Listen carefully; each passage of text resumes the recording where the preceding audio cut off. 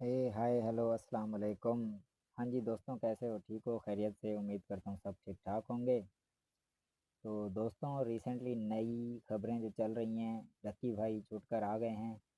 और डक्की भाई ने अपनी वीडियो भी बनाई है। वीडियो में बताया उन्होंने उनके साथ क्या हुआ है क्या नहीं हुआ। और उनके साथ तो बुरा ही हुआ है, देखा जाए तो बुरा हुआ है। लेकिन इंसान जैसा करता है वैसा भरता है, मुझे तो ये लगता है। और बाकी फिर बदला ब्रदर का देखा जाए तो इंतज़ार था कि वो वीडियो बनाएंगे इस बारे में, और उन्होंने वीडियो बनाया। उन्होंने बताया, उन्होंने जो भी बोला वो हम वीडियो देखते हैं, सुनते हैं उनकी बातें, उसके बाद बात करेंगे वीडियो के एंड में। तो वीडियो देखते हैं, स्टार्ट करते हैं। 1 2 3 स्टार्ट। रात के तकरीबन 11 बजे हम एनसीसीआई ऑफिस पहुंच जाते हैं क्योंकि बाद में इसने आपके आके सिंपैथी लेनी है कि अरे जी मैं अरेस्ट हो गया। इसने आपसे बाद में सिंपैथी लेनी। क्या बात है? सरफराज चौधरी कहता है कि इसको ले जाओ, इसकी तरीके से तफ्तीश करो, जबकि मैं डे वन को आया हूँ। मैं और मुझे उसके फेंटे का कोई अफसोस नहीं। You need to understand a human nature. Sarfaraz Chaudhary गुस्से में है, एफआई एनसीसी बिग ब्रदर गुस्से में है। इसकी माँ भी सामने खड़े होकर जो है मीसना सा मुंह बना के लगी हुई थी कि भाईजान पैसे नहीं है। मेरी माँ कोर्ट के धक्के खाती रही है। उनका क्या काम है कोर्ट में? उन्होंने कौन सा वहाँ पे कोई बयान देना है या कोई स्टेटमेंट देनी है? पर माँ तो किसी की अस्सलाम भी हो, वालेकुम। गलत मुझे बात पता है आपको कि तू फिर आ गया मौके का फायदा उठाने। ओ भाई नहीं, मैं रोस्ट करने नहीं आया, कुछ फैक्ट्स बताने आया। और भले ही उसने मुझे अपना दुश्मन बनाया हुआ है, लेकिन मैं इतना सख्त दिल नहीं हूँ कि उसके रोने का मजाक उड़ाऊं। लेकिन कुछ सवाल हैं जो आपको भी तंग कर रहे होंगे, मैं उन्हीं को डिस्कस करने आया हूँ। पहला सवाल ये जो आपको भी तंग कर रहा होगा कि उसने chief of army staff Asim Munir का क्यों शुक्रिया अदा किया। I want to thank field marshal Asim Munir sahab and director general of military. दूसरा सवाल, बिग ब्रदर कौन है? उसके अंदर उन्होंने कहा कि फील्ड मार्शल आसिम मुनीर साहब का शुक्रिया, डीजी एमआई का शुक्रिया।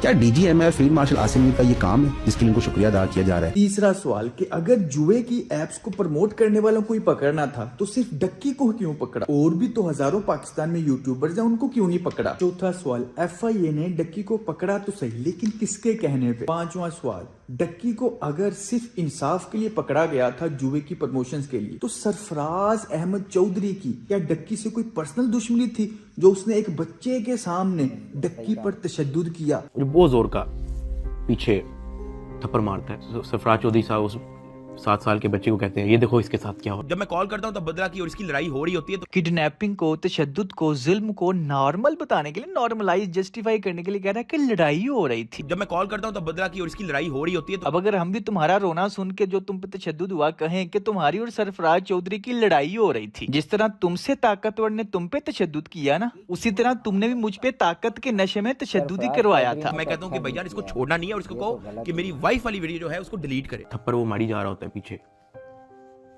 वो वीडियो कॉल पे उस बच्चे को दिखा रहा होता है कि इन पांचों सवालों के कंप्लीट जवाब अपने जाती एक्सपीरियंस से आपको बताता हूँ। देखिए हम टू दी पॉइंट बात करेंगे। डक्की को पकड़ा है पाकिस्तानी गवर्नमेंट ने, असली गवर्नमेंट, समझ जाया करो। मैं इस वीडियो में एक्सप्लेन कर चुका हूँ कि डक्की को सिर्फ इसलिए पकड़ा था क्योंकि डक्की जो प्रमोशन कर रहा था उसकी वजह से उसके लाखों फैंस पाकिस्तान से करोड़ों रुपया बाहर भेज रहे थे। 100 रुपया डिपॉजिट करके भी करोड़ों रुपया पाकिस्तान से बाहर जा रहा था। एस्टेब्लिशमेंट ने एफआईए को कहा कि ये बंदा पकड़ना है और इसको छोड़ना नहीं। 1-2 दिन अभी पैसे लेके नहीं दो तो अड़ी आदत है, पैसे लेके छाड़ देंगे, वो बंदा छोड़ नहीं देना।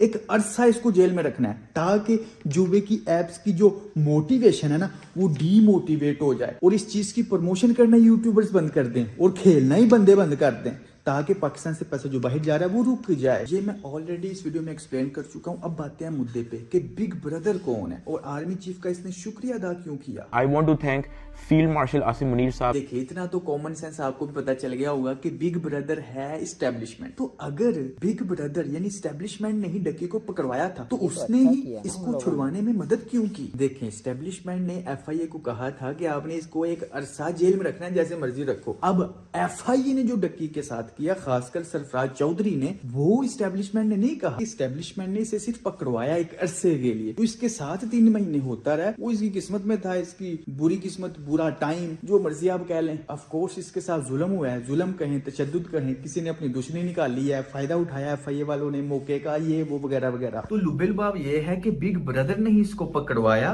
और वो ही इसको छुड़वा के इसका मसीहा बना। तो आप सोचोगे क्या डक्की को इस बात का पता है? ऑफ कोर्स हमें पता चल सकता है, तो डक्की इतना बच्चा नहीं, उसे पता है। लेकिन डक्की आपके सामने, लोगों के सामने सच इसलिए नहीं बोलेगा क्योंकि वो एक बिजनेसमैन है। उसकी फर्स्ट प्रायोरिटी पैसा है, इसलिए उसने कहा कि मुझे पाकिस्तान ने सब कुछ दिया, मैं पाकिस्तान छोड़ के नहीं जाऊंगा। कि जहां 8 साल इस मुल्क ने आप पे कोई मुश्किल नहीं आने दी, तो 3 महीने की मुश्किल पे मैं इस मुल्क को छोड़ के कैसे जा सकता हूं?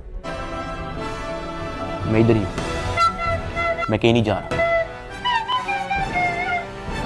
बेटा, क्योंकि तेरी जिंदगी का मकसद सिर्फ पैसा है। तू एक सिर्फ अमन वाली जिंदगी चाहता है जिसमें कोई टेंशन ना हो। लेकिन अल्लाह ने तुझे इतना बड़ा मौका दिया, इतना बड़ा प्लेटफॉर्म दिया ना, अगर तू पाकिस्तानी अवाम के लिए, मुआशरे के लिए, दीन के लिए कुछ कर जाए ना, तो मरने के बाद भी याद रखा जाएगा। लेकिन नहीं, इन सारे बड़े मकासद में कुर्बानियां देनी पड़ती हैं, टेंशन लेनी पड़ती है। और तुम्हारी जिंदगी का मकसद तो पैसे से ही शुरू होता है, पैसे पे ही खत्म हो जाता है। ये असल वजह है जिसकी वजह से तुम पाकिस्तान छोड़ के नहीं जाओगे। तो ये लोगों के सामने ड्रामा ना करो, सिंपैथी, झूठी सिंपैथी ना लो। पाकिस्तान ने तुझे 8 सालों में इतना कुछ दिया, तूने पाकिस्तान को बदले में क्या दिया? बच्चों को जुए पे लगा दिया और नाच गाने पे लगा दिया। तो अगर वो सच बोलेगा तो पाकिस्तान से बाहर जाके बोलेगा ना, अगर पाकिस्तान के अंदर आके बोलेगा उन्होंने फिर लम्हा पा लेना है। तो दैट्स वाई डक्की ने कहा कि मैं पाकिस्तान में ही रहूंगा। क्यों? उसकी फर्स्ट प्रायोरिटी पैसा है और पाकिस्तानी अवाम है। क्यों? उसे पता है जैसे रजब भट्ट बाहर गया उसके 1-1 मिलियन व्यूज आ रहे हैं। 8 मिलियन सब्सक्राइबर्स वाले बंदे को 1-1 मिलियन व्यूज। क्यों? क्योंकि वो उनके अंदर नहीं, इंगेजमेंट नहीं, ऑडियंस के अंदर रहना पड़ता है इंगेजमेंट के लिए, समझ रहे हो? इसलिए उसने कहा कि मैं पाकिस्तान को नहीं छोड़ूंगा। तो अगर उसने सच बोला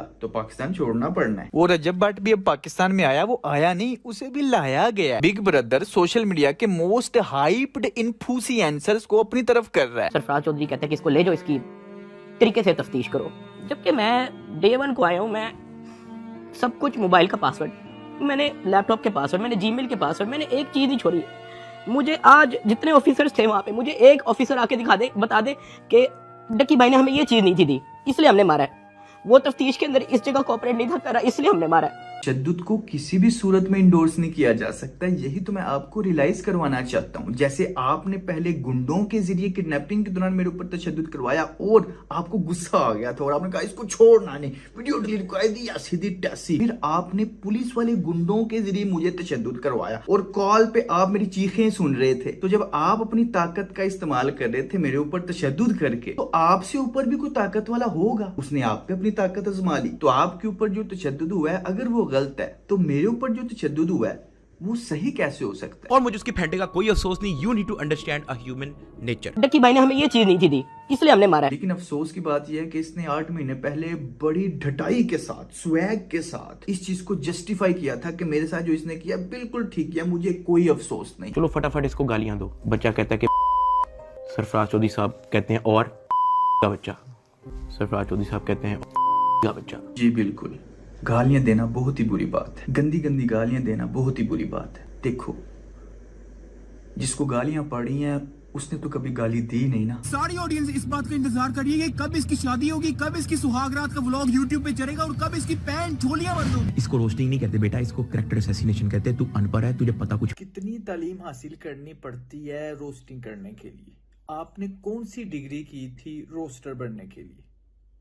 ये अपनी ना ऑडियंस को, बचुंगरों को स्वैग के साथ बताना चाह रहा है कि जो मैंने रोस्टिंग कर दी हुई है ना गालियों वाली, वैसी तो कोई कर ही नहीं सकता। तू अनपढ़ है, तू बच्चा है, कौन सी डिग्री करनी पड़ती है? क्या मुझे पढ़ा लिखा रोस्टर कहोगे? साइलेंट गर्ल नाम नहीं मियाँ जी, ब्रांड है ब्रांड। बाबा जी सियालकोट, सियालकोट। नाम तक तो ठीक था, लेकिन अब ये ब्रांड भी बन गई है। जल्दी ही इसके अंडरवियर ब्रा पैंटीज, के अंडरवियर ब्रा पैंटीज, सुपारियां, चरस और नस्वार देखने को मिलेगी। मुझे पता है कि मेरी वाइफ क्या है, लेकिन आपने खुद ही अज्यूम कर दिया कि वो गोल्ड डिगर है। इसको रोस्टिंग नहीं कहते, ना ही इसको सच्चाई दिखाना कहते हैं, इसको कहते हैं कैरेक्टर असैसिनेशन। अब मैं आपकी वाइफ को नहीं जानता पर्सनली, क्योंकि वो आपकी वाइफ है, मेरे साथ तो नहीं बैठी हुई। अब मैं यहाँ पे आपकी वाइफ पे इल्जाम लगा दूं कि वो गोल्ड डिगर है, मुझे क्या पता कि वो गोल्ड डिगर है कि नहीं। वो तो तुम्हारी वाइफ है, मेरी वाइफ तो नहीं है। इसको रोस्टिंग नहीं कहते बेटा, इसको कैरेक्टर असैसिनेशन कहते हैं। तू अनपढ़ है, तुझे पता कुछ भी नहीं। खुद यूनिवर्सिटी से निकाला हुआ बंदा एक गोल्ड मेडलिस्ट को अनपढ़ कह रहा है, क्या ये कैरेक्टर असैसिनेशन नहीं? किसी को कभी इसने कोई गंदी गाली नहीं दी। अपना पूरा तुमने करियर दूसरों को गंदी गंदी गालियां दे के स्वैग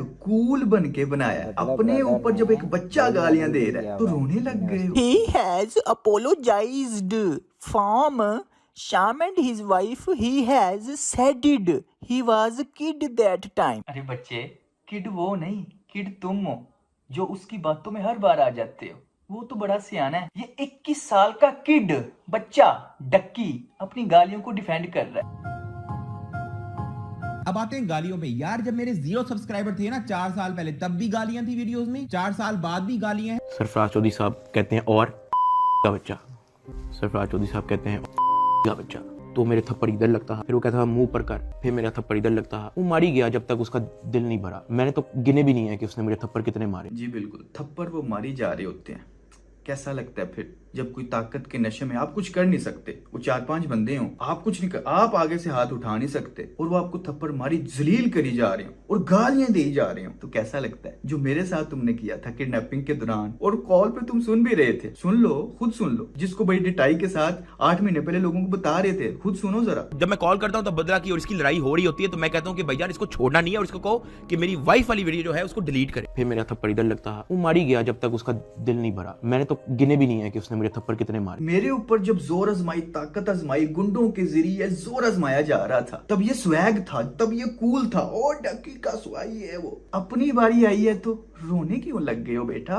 रो क्यों रहे हो? खैर मैं तब बड़ा हेल्पलेस होता हूँ, मैं समझ नहीं आती कि मैं क्या करूँ। और हाँ, कैसा लगता है जब आप हेल्पलेस फील करते हो, जब आप सोचते हो कि मैं भी एक इंसान हूँ, ये भी एक इंसान है, लेकिन ये मेरे ऊपर तशद्दुद कर रहा है, तो फिर कैसा लगता है? जिल्लत फील होती है कि नहीं? समझ नहीं आती कि मैं क्या करूँ और किस तरह इससे निकलूं। मैंने क्या किया ऐसा? इस पर जो तशद्दुद हुआ उसे कह रहा है कि मैंने किया क्या था, रोने लग गया है, मेरे ऊपर क्यों, मुझे क्यों मार रहे हो? मेरा जब फेंटा लगा रहा था तो इसे कोई अफसोस नहीं। You have to understand human nature. सुभान अल्लाह। और मुझे उसके फेंटे का कोई अफसोस नहीं। You need to understand a human nature। आपने उनको मकरूज कर दिया, कर्जे ले लेके अब उनको NCCIA के ऑफिसर के पेट भरने हैं, उनको डिप्रेशन में डाल दिया। जी बिल्कुल, जब एक करोड़ों कमाने वाला यूट्यूबर कर्जई हो सकता है, इस सिचुएशन में इसको पैसे खिला, इसको पैसे खिला, इसको पैसे खिला, सिर्फ इसलिए कि मुझे मजीद ना मारना, जितना मार दिया बस काफी है, मजीद ना मारना, इसके लिए इसको पैसे खिला, इसको पैसे खिला। एक आम सा यूट्यूबर कर्जा ही नहीं हो सकता। जब मैंने इस कर्जे की, अपनी फैमिली की सिचुएशन की बात की तो इसने मजाक उड़ाया। और मैं आपको एक और बात बताऊं, इसका भाई नहीं, इसकी माँ भी सामने खड़े होकर जो है मीसना सा मुंह बना के लगी हुई थी कि भाई यार पैसे नहीं हैगे ते ऐ नहीं हैगा ते ओ नहीं हैगा। मुझे वैसे दिल किया 500 रुपए पकड़ा के जान चलाऊं, लेकिन वो मुझे नहीं पता कि 10 लाख की डिमांड कर रही है। ये जो तूने बोहतान लगाया ना मेरी माँ पे 10 लाख वाला, यकीन कर क़यामत के दिन ये तेरी सारी नेकियां खा जाएगा इंशाल्लाह, ये सारी नेकियां खा जाएगा। अबे मैंने तुझसे 10 लाख निकलवाया जनवरी 2024 में। मैं 16 लाख निकलवा रहा था। जैसे तूने प्लानिंग करके मुझे फंसा के मेरी फैमिली के साथ सुलह की थी ना, फिर मैंने भी तेरे साथ गेम खेली। मेरे पास भी अकल है तो मैंने तुझसे पैसे निकलवाए। अन्नी दिया 5 लाख तुझसे, 5 लाख नानी वाले से। तूने मेरी माँ के ऊपर जो बोहतान लगाया ना, तेरी सारी नेकियां खा जाएगा। मेरी माँ कोर्ट के धक्के खाती रही है। उनका क्या काम है कोर्ट में? उन्होंने कौन सा वहां पे कोई बयान देना है या कोई स्टेटमेंट देनी है? इसकी माँ भी सामने खड़े होकर जो है मीसना सा मुंह बना के लगी हुई थी कि वो कौन सी वकील है जो उनका कोर्ट में कोई काम है? वो सिर्फ वहां पे इसलिए आती ही कि मुझे कुछ 30-40 सेकंड के लिए अपने बेटे की झलक देखने को मिल जाए, मैं बस देख लूं कि यार मेरा बेटा ठीक है। इसकी माँ भी सामने खड़े होकर जो है मीसना सा मुंह बना के लगी हुई थी, सिर्फ इसलिए आती रही। तुम्हारी माँ माँ है, मेरी माँ माँ नहीं। तुम कोई अलहदा इंसान हो, तुम कोई फरिश्ते हो, अलहदा से जमीन पे आए हो। तुम और मैं, हम एज अ ह्यूमन एक नहीं है क्या? तुम मुझसे अफजल हो? तुम्हारी माँ अफजल है, मेरी माँ अफजल नहीं। सबकी माएँ सेम है, माँ साझियां होती हैं। जब मेरी माँ रो रही थी थाने के बाहर तो इसने मजाक उड़ाया, लेकिन अपनी माँ, सुभान अल्लाह। उसी इंस्पेक्टर जिन्होंने मुझे PDF सेंड की होती है उसके FIR की, उनकी मुझे कॉल आती है और वो कहते हैं कि डक्की भाई इसकी माँ का क्या करना है। मैंने कहा इसकी माँ को क्या हुआ है? कहते हैं इसकी माँ जो है ना थाने के बाहर आके रो रही है और बाकी इसका पूरा टब्बर भी आया हुआ है, भाई ताया मामा चाचा सारे आए हुए, और इसकी माँ जो है ना वो थाने के बाहर आके रो रही है। मेरी दफा स्वैग मार रहे थे अपनी शीप ऑडियंस को खुश करने के लिए, डक्की भाई का स्वैग आता है। अपनी जगह रो रहे हो, अपनी बारी आई हो तो ऐसे सिंपैथी ले रहे हो। ओ भाईजान मैं तो मिठाइयां भी बांटूंगा हमसायों में। सेलिब्रेटिंग क्या होता है? एक बंदा मेरी पूरी फैमिली को मेंटल टॉर्चर से गुजार चुका है और आप कह रहे हो कि मैं उसको सेलिब्रेट भी ना करूं जब उस पे FIR लॉन्च हो गई है। मेरे ऊपर फेक FIR करवा के, मेरी फैमिली को टॉर्चर करवा के, जहनी उनको इतनी बुरी सिचुएशन से गुजरवा के ये मिठाइयां बांटने का सोच रहा था, लेकिन मैंने नहीं सोचा, अल्लाह की कसम मैंने नहीं सोचा। बस जब तुम पकड़े हो, जारी बात है तुमने मुझे अपना दुश्मन बनाया हुआ है, तो जब पकड़े गए एक होता है कि हाँ फड़िया गया। यकीन करो अल्लाह की कसम 5-10 दिन बाद जब कुछ दिन गुजरे हैं मुझे तुम पे तरस आ रहा था। ये सब कुछ होने के बाद आप लोग मेरे से एक्सपेक्ट नहीं कर सकते कि ये बंदा मेरी गुड बुक्स में है और एक बंदा इस पे गुस्सा हुआ है तो मैं उसको ये नहीं कहूंगा नहीं नहीं यार नदीम ऐसे नहीं करो यार, वो लल्ला ब्रदर बेचारा रो पड़ेगा यार, ऐसे नहीं करो यार, गुस्सा नहीं करते। सरफराज चौधरी साहब, हाँ FIA साहब, NCCA साहब, बिग ब्रदर साहब, ना करो बेचारे डक्की भाई के साथ ऐसा, वो बेचारा डक्की छोटी सी बतख रो पड़ेगा। कैसा लगा? मैं तो नहीं रोया अल्हम्दुलिल्लाह, किसी इंसान के सामने नहीं रोया, सिर्फ अल्लाह के सामने रोता हूँ। तू तो पूरी कायनात के सामने रो पड़ा है। नदीम गुस्से में है, मैं तो उसके साथ हूँ यार। सरफराज चौधरी गुस्से में है, FIA NCCA बिग ब्रदर गुस्से में है, क्या हमें भी उनके साथ होना चाहिए? गुस्से में इंसान जो भी करता है तशद्दुद जुल्म, क्या वो जस्टिफाई है? तो फिर नानी वाले ने गुस्से में जो किया और तूने जो उसके गुस्से का पूरा पूरा फायदा उठाया, वो कैसे जस्टिफाई हो गया है? मैं आप लोगों को एक चीज क्लियर कट बता दूं कि मैंने उसके गुस्से का पूरा फायदा उठाया। अब आप सिर्फ यहाँ पे सबसे पहले बताओ कि नदीम का गुस्सा वैलिड कैसे नहीं है, एक तो ये बताना है और आपने मेरा भी बताना है कि मेरा गुस्सा यहाँ पे वैलिड कैसे नहीं है। ऑफ कोर्स भाई आपका गुस्सा वैलिड है, मैंने बगैरत को बगैरत कहा है तो बगैरत को तो गुस्सा आएगा, लेकिन आपने गुस्से में जो मेरे ऊपर तशद्दुद जुल्म किया वो जस्टिफाई हो गया। तो फिर आपके साथ भी हुआ, क्या हम भी कहें कि उन्होंने भी गुस्से में किया है तो ठीक है? मैंने कुछ झूठ भी नहीं बोला। चोर को चोर कहोगे उसे गुस्सा तो आएगा, कातिल को कातिल कहोगे, रेपिस्ट को रेपिस्ट कहोगे उसे गुस्सा तो आएगा। अगर गुस्से में वो आपके साथ तशद्दुद जुल्म ज्यादती कुछ भी कर दे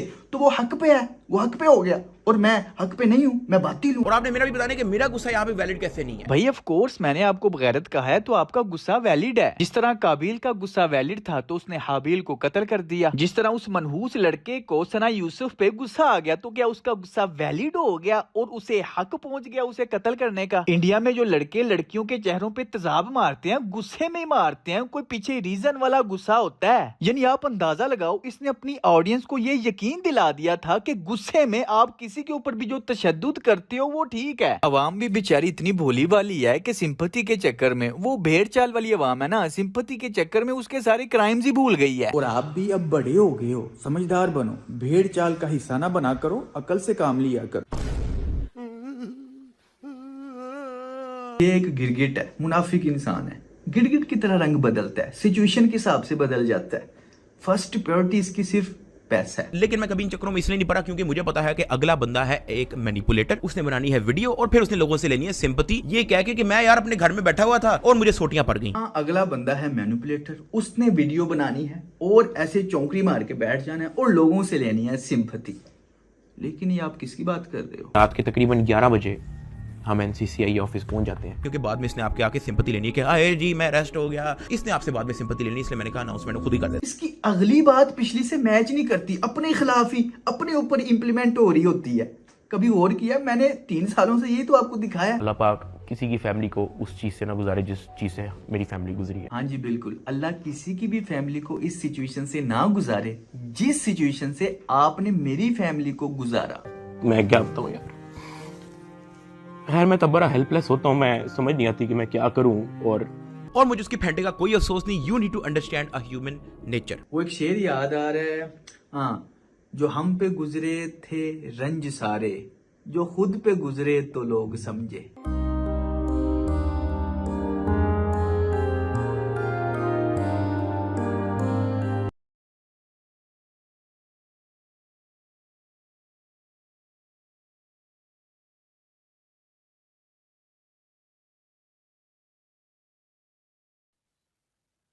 हाँ जी दोस्तों, तो ये थी वीडियो बदला ब्रदर की। तो देखा जाए दोस्तों तो बदला ब्रदर अपनी जगह ठीक है, और वैसे भी वो जो है ना हक की बात करता है। वो ज़्यादातर किसी को, मैंने कभी नहीं देखा उसने बहुत ज़्यादा किसी के लिए बहुत बुरा सोचा हो या कुछ इस तरह। पहले भी डक्की भाई ने ही उनके साथ जो है ना बहुत बुरा किया, उनकी फैमिली के साथ, और बाकायदा फ़ख्र से बताते थे वीडियोज़ में, मैंने ये कर दिया उसके साथ, उसकी माँ के साथ ये कर दिया। अब देखो, किसी की भी माँ के साथ अगर करोगे तो, अगर आपकी माँ के साथ हो रहा है तो आपको बुरा लग रहा है। बदला ब्रदर ने बोला ना, मावां ते सांझियां होंदियां ने, ते गल भी सच्ची कीती है उन्हें, मावां सांझियां होंदियां ने। ते डक्की भाई ਤੁਹਾਨੂੰ भी खुश नहीं होना चाहिए सी ना उन्हां दी माँ दे उत्ते, सही है। तो दोस्तों ये थी वीडियो, और ऑनेस्टली मैं एक बात बताऊं, मुझे जो है ना बदला ब्रदर हक पे लगता है ज़्यादा, ठीक है, वो हक की बात करता है। अब देखा जाए तो उसने अभी कुछ उसको ज़्यादा रोस्ट नहीं किया है, उसके लिए कुछ ऐसे कोई गलत वर्ड यूज़ नहीं किए, अभी भी उसने नॉर्मली बात की है, ठीक है। उसका सिर्फ आईना दिखाया है उसको कि जो खुद बात करता था अब वो चीज़ वो खुद कर रहा है, ठीक है। सिंपैथी लेने की बात की थी बदला ब्रदर के लिए, तो अब वो देखा जाए तो जेल से छूट के आया तो सिंपैथी लेने के लिए वीडियो बना दी उन्होंने, डक्की भाई ने। तो डक्की भाई अपनी जगह पे थोड़ा बहुत गलत हैं, गलत थे। और अभी जो इनके साथ हुआ है तो ये तो अच्छा नहीं हुआ है। ये सरफराज यूसुफ जो है, सरफराज है क्या नाम है उसका, यूसुफ जो भी है उसका नाम, वो सही नहीं है। इंस्पेक्टर करप्ट था, उसने बहुत गलत किया है और डक्की भाई के साथ भी बहुत गलत हुआ है। लेकिन ये है जैसा करोगे वैसा भरोगे। तो जहाँ तक मुझे लगता है दोस्तों, डक्की भाई ने गलत किया था बदला ब्रदर के साथ, तो अल्लाह ताला ने बात को थोड़ा सा घुमा के कुछ दिनों के बाद देखा जाए, कुछ ज़्यादा टाइम नहीं गुजरा हुआ इस बात को, अल्लाह ताला कुछ टाइम के बाद जो है ना उसके साथ डकी के साथ भी कर दिया अल्लाह ताला ने। तो डकी भाई आपके लिए अफसोस हुआ है, लेकिन आपने देखा जाए तो उसका बदला ही चुकाया है, ठीक है जी। चलें जी दोस्तों, ये थी वीडियो हमारी और ये था रिएक्शन, और ये जो हमारी अपनी जो सोच है, तो मेरी सोच तो ये थी। अब जो आप लोगों की सोच है आप लोग कमेंट में बताना, ठीक है जी। तो फिर मिलते हैं नेक्स्ट वीडियो में इंशाल्लाह। ओके जी, तब तक के लिए अल्लाह हाफ़िज़।